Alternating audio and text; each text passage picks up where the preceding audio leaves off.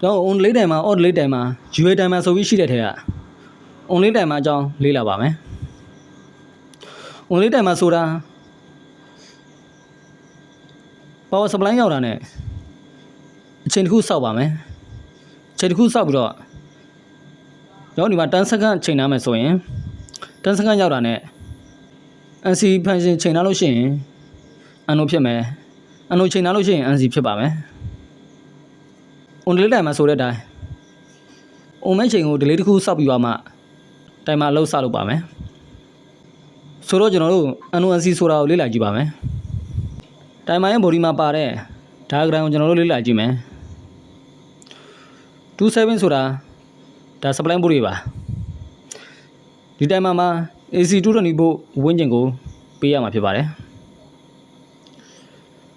NONC နဲ့ကိုမို့ကိုလေ့လာကြည့်မယ်ဒီမှာကအစွန်းတစ်ခုရှိတယ်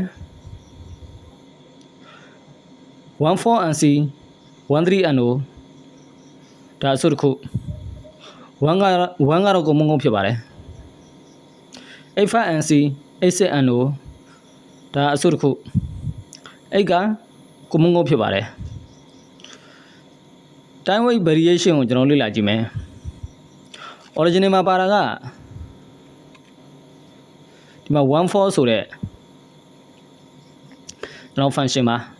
14 function မှာ timer ကို10 second ထိချိန်လို့ရပါမယ်14 function မှာ timer ကို10 second ထိချိန်လို့ရမယ်24 function မှာ10 second သာရှိတယ်23 function မှာ60 second ထိချိန်လို့ရတယ်ကျွန်တော်13 function မှာတော့6မိနစ်ထိ timer ကိုချိန်လို့ရပါမယ်အဲ့ဒါဘယ်လိုချိန်ရမလဲ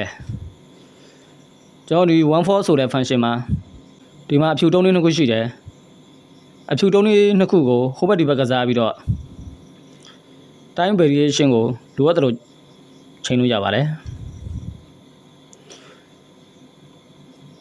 ကျွန်တော်ဒီ time ကိုပြတဲ့